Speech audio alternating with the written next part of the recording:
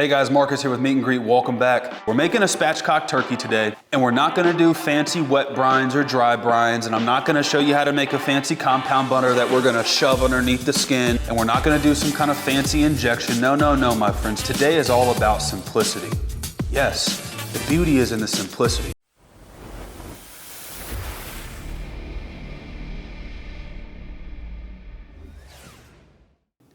It's truly one of those dishes that can be as simple as you want it to be, or it can be as complex as you want it to be.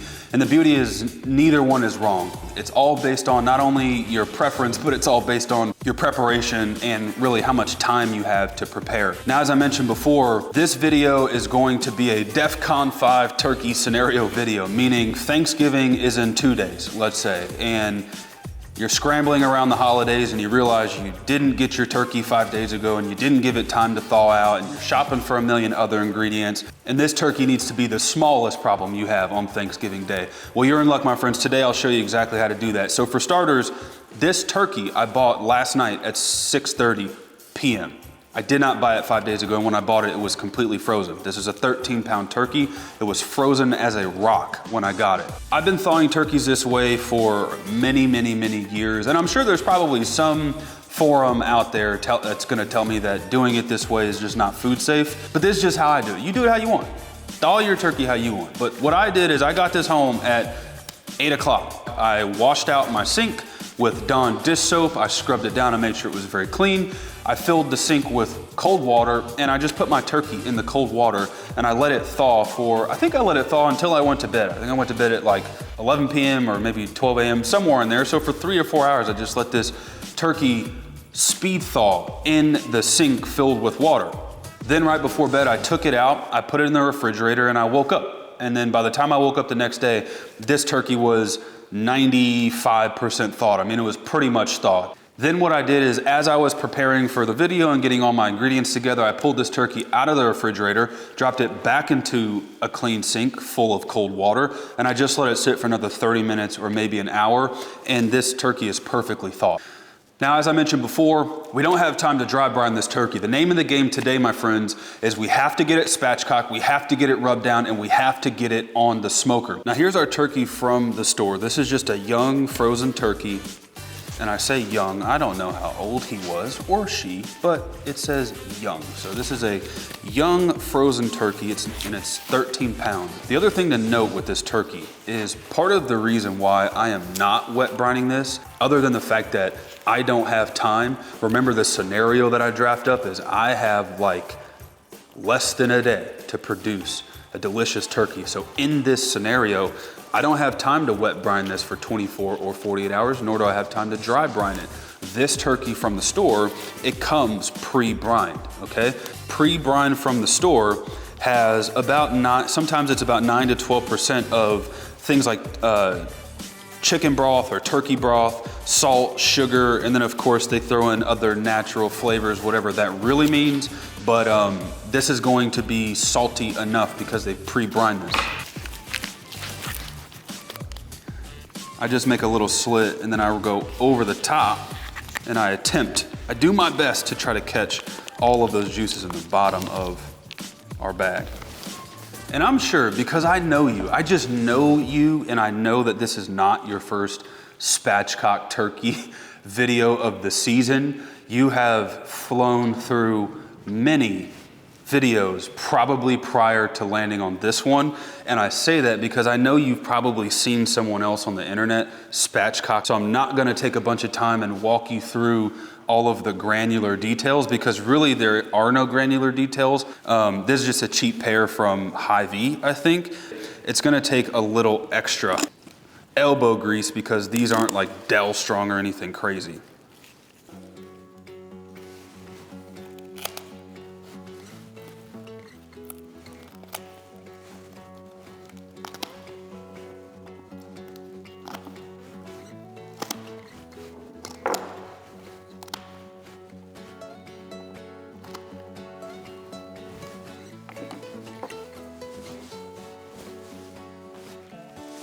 Now that our turkey's opened up, I'm just gonna take a couple seconds to dry off. There's still some ice in the middle of the carcass like this because we speed thawed it, and so it didn't all that ice didn't melt, but that's fine. It's totally thawed. And now that the turkey is opened up, I'm just gonna take, like I said, a couple seconds to inspect the inside of the carcass, make sure that there's nothing totally weird that's in there that we don't want in there. I'm gonna dry off my cutting board, and then I'll show you the next step of actually spatching. Is spatching a verb? It is today, my friends. Or is caulking a verb? I will show you the act of caulking now that we've spatched. Now the last step for me is just to make a slit in between this breastbone. You're just gonna have to hack at it a little bit, and that's gonna allow us to spatchcock this thing open. Okay, and I'm just gonna pry it open, like so.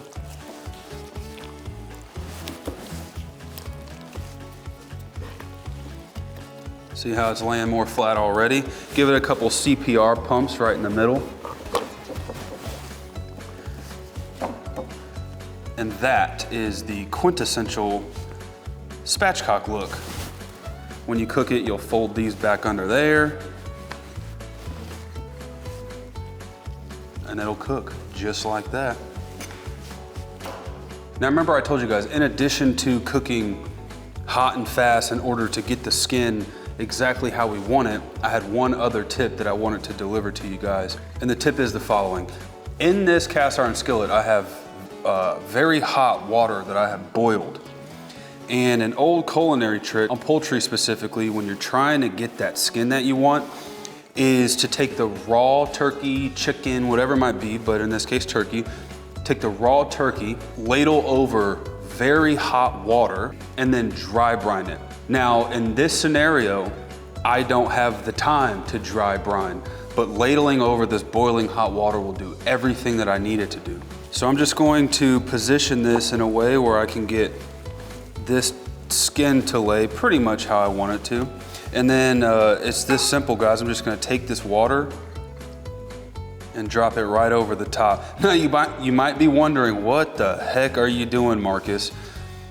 The reason why skin comes out rubbery on turkey is because you're not cooking hot enough to render not only the fat in the skin, because there is fat in skin. Skin is flavor, guys. You want to keep this skin on the turkey, and you want to treat it right. And the reason it's rubbery is because you're not cooking hot enough, not only to render the fat in the skin, but also to render the moisture in the skin. There's a lot of moisture, a lot of water in skin.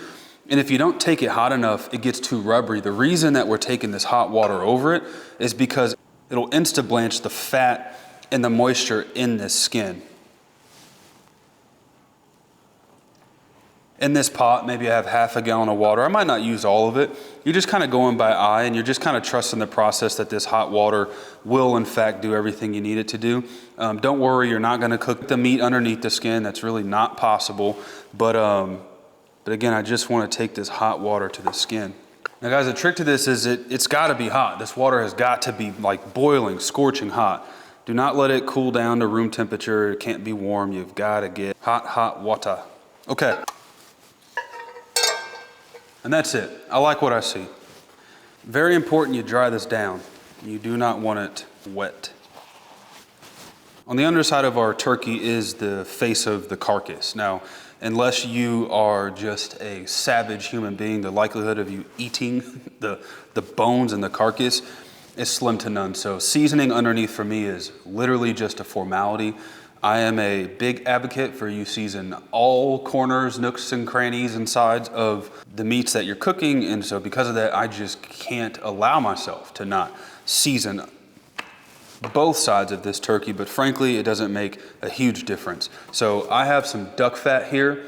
This could be canola oil spray, vegetable oil spray. This could really be any kind of fat spray, but I have some duck fat here, and I love this when I'm cooking poultry at higher temperatures. It really allows me to kind of get the color and the texture that I want. However, I'm just gonna lightly hit the underside with this duck fat, and then on the top side, as you'll see in a second, I'm just gonna put some mayonnaise on top, and then I'll lay our seasonings over. In this shaker, I have my favorite kind of go-to poultry rub. The label says Fiesta, never mind the label, I just used a Fiesta shaker to put all this into. This is just 1 cup of Cosmos Q Dirty Bird rub. That's just an incredible poultry rub. I have 1 cup of that in here. And then I use Malcolm Reed's AP rub, his all-purpose rub that's very heavy. Salt, pepper, garlic, a little bit of celery seed, just a tiny, tiny bit of sugar in there to balance it all out. It's an incredible foundational rub, very good all-purpose rub. So I put a 1/4 cup of that in here as well. And then I put 1 tablespoon of Tony Chachere's, just the original Creole seasoning. And then I did 1 tablespoon of coarse ground black pepper. I put it all in a shaker. This is leftovers, so there's not the full amount in there, but that's about the ratio that I make for 1 serving. And it gives me, I don't know, it gives me about 1/4 of this bottle. It gives me enough for a couple cooks. And just shake it up liberally inside of your shaker, and then you can apply it. When it comes to poultry, I really like a kind of just a simple rub. I don't like it to be too sweet. I really don't like super sweet chicken or turkey.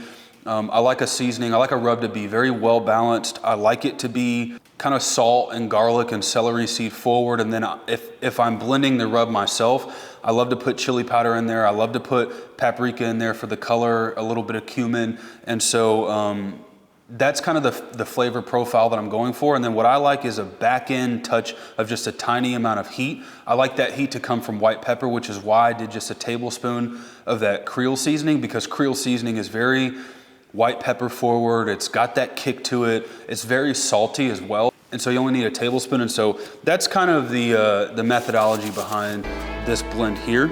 But on the underside, I'm really just giving it enough to get the color that I want. I don't want to go too heavy. There's really no point. I don't want to waste my rub on the carcass side.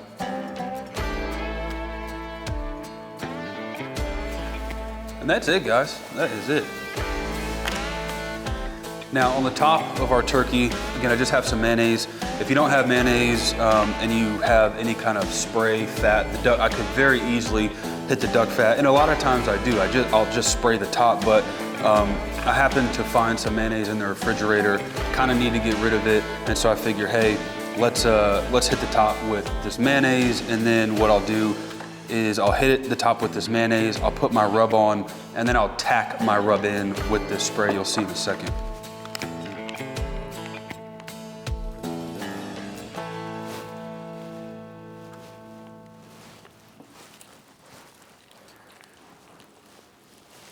We've got all of our mayonnaise on top of the meat side of this turkey, and now we're just gonna hit it with our rub. Now before we do this, guys, this is really important.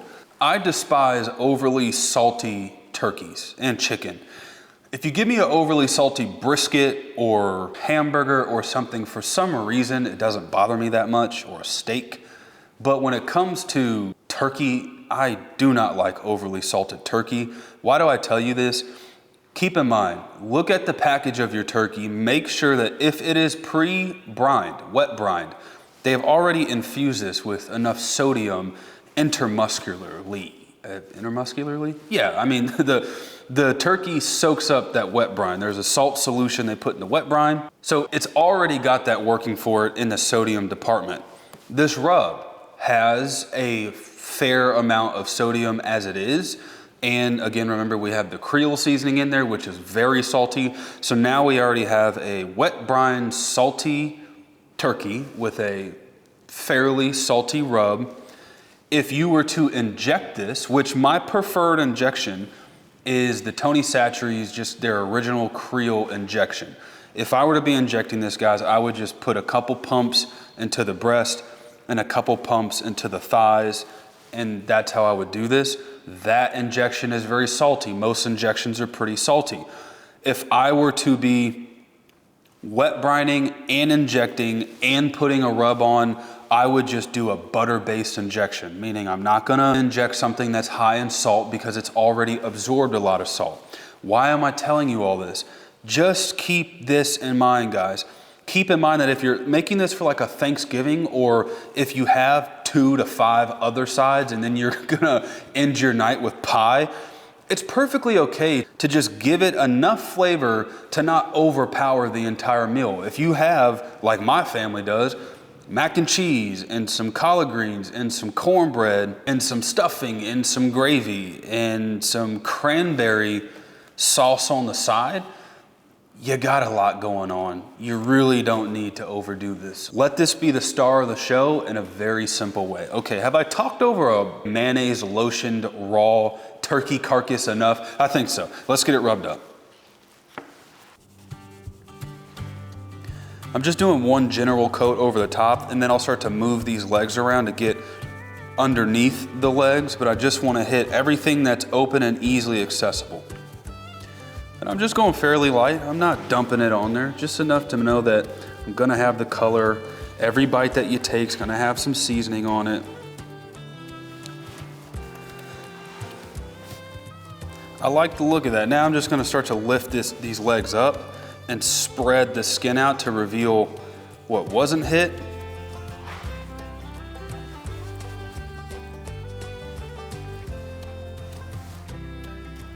Okay guys, I really like what I see. Now that our turkey is rubbed down, let's get it onto the smoker. I'm using a Traeger Timberline XL. I have it set at 200 degrees and I put super smoke on.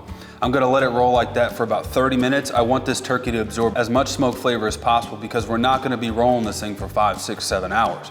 This is gonna be a sub 3-hour cook, so I need to maximize the time that it has inside of the smoke bath. So I'm going super smoke, really low, 200 degrees for the first 30 minutes or so, and then I'm gonna crank that Traeger all the way up to 400 degrees. Now I might back that temperature down to about 350 depending upon how hot and fast this thing is truly cooking. But my goal is to just scorch this turkey for about 2 hours. I wanna cook it fast, I wanna cook it hot, I wanna get this thing done quickly. That's gonna ensure tender, bite through skin. That's also gonna ensure maximum moisture inside of our turkey. And also, you really can't beat a turkey that's done in a few hours.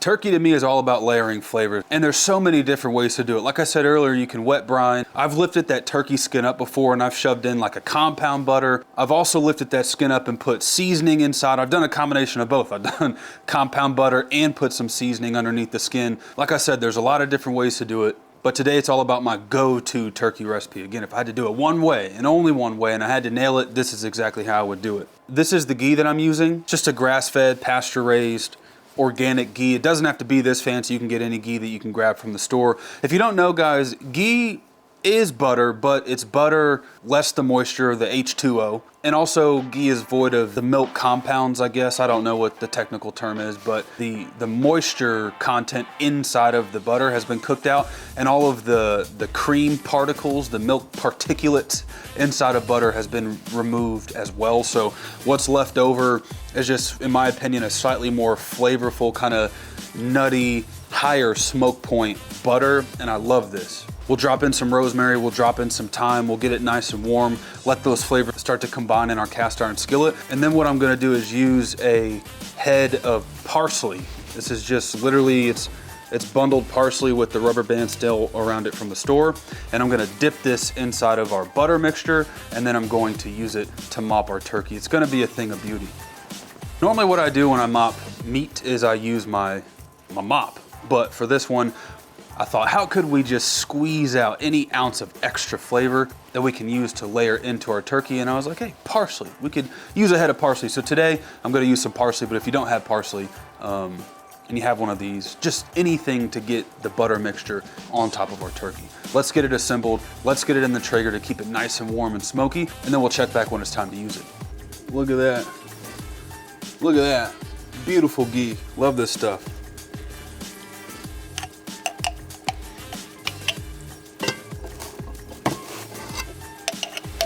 Then I'm gonna add 3 or 4 whole sprigs of rosemary. And then I'm also gonna add, this is probably 5 or 6 sprigs of thyme.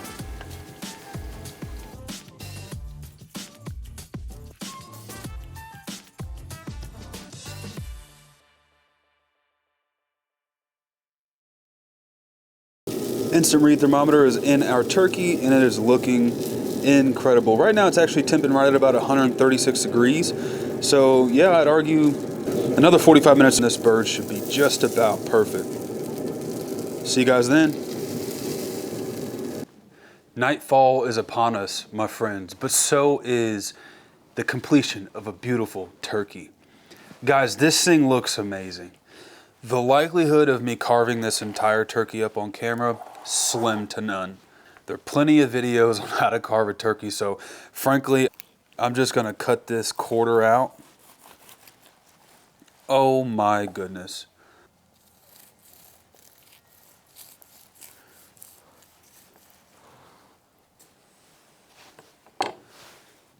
Look at that. It's moist, tender, succulent. My mouth is watering. Let's do this.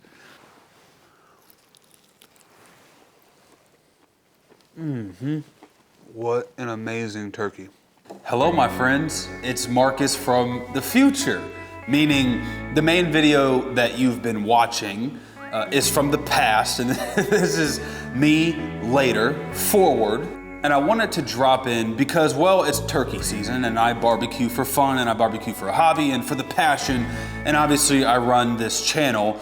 And so what I'm trying to say is I've cooked many of turkey, I've smoked many of turkey. And also I've been using that Traeger for the first time really ever. I've never used a Traeger and I'm giving it a go and I'm trying to figure it out. And so the video that you have been watching has been one turkey and this is a separate turkey. And the reason that I've patched myself in is because I've learned something and I wanted to give it to you because, well, Thanksgiving is important and I don't want you to be serving a turkey that is anything less than perfect. So this turkey right here was smoked today and I rolled this turkey at 400 degrees, which Traeger directions say it's plus or minus 10 degrees, so at some points it could have been 410 degrees, and at some points it could have been 390 degrees.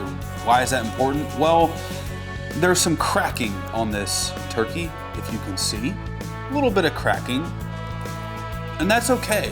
That's okay. That doesn't bother me. It's not that big of a deal, but if you wanted a turkey like what you saw earlier, then here is what I would suggest you to do. Don't push 400 degrees the entire time. I would advise you to do the smoke bath like I said. I did that for about 30 minutes. Then I upped the temperatures to 400 degrees. And on this turkey, I ran at 400 degrees the entire time like I said. But the turkey that you saw earlier, I realized that I don't think I told you the exact time and temperature I ran the whole time. So for a turkey that looked like the one you saw earlier, which to me is just sheer perfection, I did 30 minutes at 170 degrees in the smoke bath. Now, if you're not using a Traeger and you're just using a backyard smoker, which is my specialty, then I would advise this. Just build your fire, whether you're using a 500 gallon, 1,000 gallon, or just a simple backyard Oklahoma Joe or something like that. Just build your fire with the turkey on the smoker. As your fire starts to build, it's gonna billow out a ton of dirty smoke. That dirty smoke in a backyard smoker is what you want for the first 30 minutes. That's gonna achieve the same thing I did here with the smoke bath. After that first 30 minutes, as your fire is building or on a Traeger, you're smoke bathing it, you're gonna up your temperatures and run it at 400 degrees. And you're gonna do that for about 45 minutes to an hour max. Now here's the catch. I would advise you check in on your turkey every 10 to 20 minutes. I think 20 minutes is about the perfect interval, but you're gonna wanna check in 20-minute intervals to ensure that you're not cracking your turkey. The first sign of a crack on your skin, back your temperatures down to about 300 degrees and roll that turkey out at 300 degrees. That's what I did with the turkey that, well, you see here. And you see how good it looks. I just basically cooked it at 300 degrees for the remainder of the cook after I gave it the initial smoke bath and the initial 400 degree nuke that I gave it to really crisp that skin up. I just rolled it at 400 degrees. Now, I did all this talking. I have a turkey in front of me. You just saw me eat a turkey. I feel like I can't not eat a turkey on this one. So really, guys and gals, what I'm gonna do is I'm gonna take a leg off and I'm just going to eat on a leg.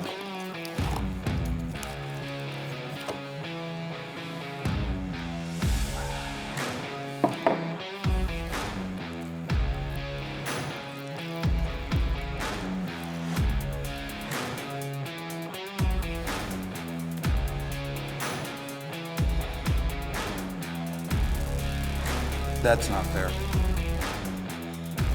That is not fair. Wow. Guys, I'm a mess. This turkey I seasoned the same way, the same exact way as you saw initially. I did the whole, obviously, spatchcock and mayonnaise and my little yard bird rub concoction, and didn't go too crazy with it, didn't inject it, didn't dry or wet brine it or anything. I just did it exactly how you saw, and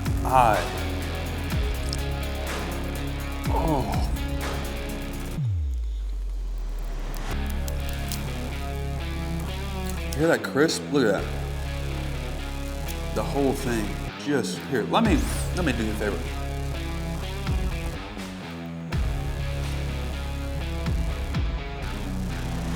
Would you eat this? Would you?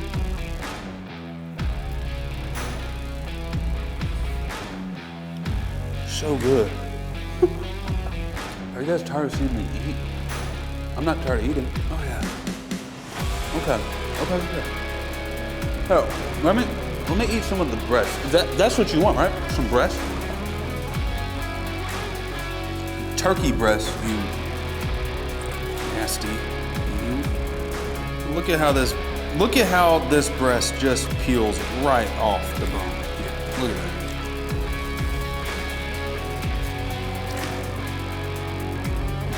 Huh? Ooh, there's a tenderloin there. Let me get a little bite of that. Tenderoni.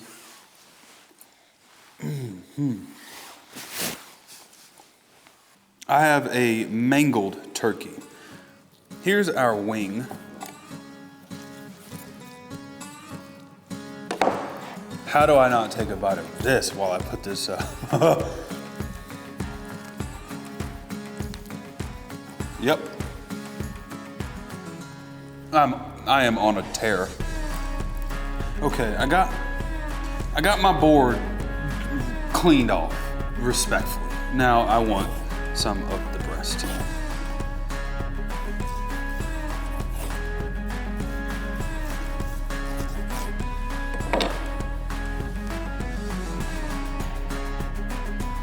Moist, tender,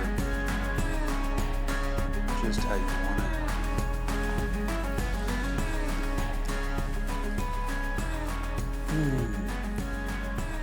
It's not too much, not too salty. Garlic, pepper, celery salt, onion powder, a little bit of sugar just to balance it all out. Skin, bites right through. I could just envision this. Cornbread stuffing, cornbread, mashed potato, gravy. For the record, I shut the Traeger down once this temped to 155 internal.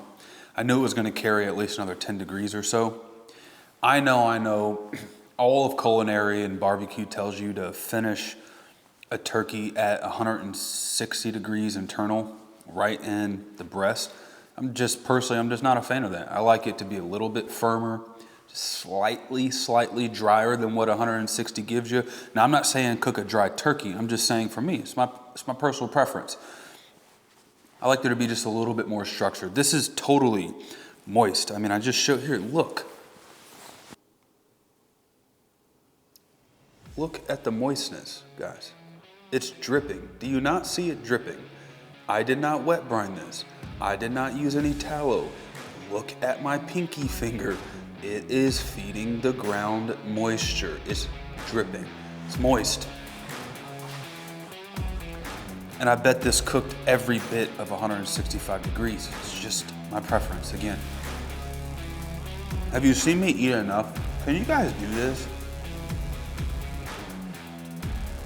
Can you do me a favor and provide this meal to your friends and families? Truly. It's just like, it's everything you want out of a turkey. Now, family, normally My wife is with me. Normally she's behind the camera and I can go like this and I feed it to her and she eats it and I see the look on her face and then it just fires me up even more to tell you how good the food is, but she's not here. And also in the same way, she says, she does this with that little look like, come on, you're eating too much. She's not here to do that either. So I'm just talking to the camera, eating this turkey with no one to tell me to stop. If you've been tasked to do turkey for your friends and family, or it's some random day in the middle of the summer and you're watching this and you woke up and said, I'm cooking a turkey today, whatever the reason, do this, trust me, do it this way. A little bit of smoke, hot and fast. Don't overdo the seasoning. You don't have to pump it full of injections. You don't have to wet brine it or dry brine it, and it doesn't have to take 5 days to thaw out. You can do it this way. You can spatchcock it, lay some well-balanced seasonings on it, throw it on your pit, cook it for a couple hours. This took, literally from the time I got it on to the time I pulled it off and cut it, it's like 2.5 hours. I think I cooked this for an hour and a half to 2 hours. It's a 13-pound turkey. Saying that out loud and realizing that I'm going to eat 13 pounds of turkey, and that's okay, because you deserve it, I deserve it, you deserve it. Guys, I love you to death, I really do. I can't thank you enough for your support. Every time I get in front of this camera is another opportunity for me to talk to all of my friends that are out there. You, yes, you, I'm talking to you. I could name a couple of you, because you always comment, you always give your boy Frisbee some support, you always lift me up when I'm feeling down. That's what family does. I love you guys. I love you like family. If you got anything out of this video, if you liked it, if it made you cry, if I made you shed a tear, or if I pissed you off, whatever the Rolodex of emotions are, it's okay. It's okay. Just subscribe to the channel. I'm coming back with more videos. I really am. I can't thank you guys enough from the bottom of my heart. Dirty hands and all. Big Frizz, meet and greet. Over and out.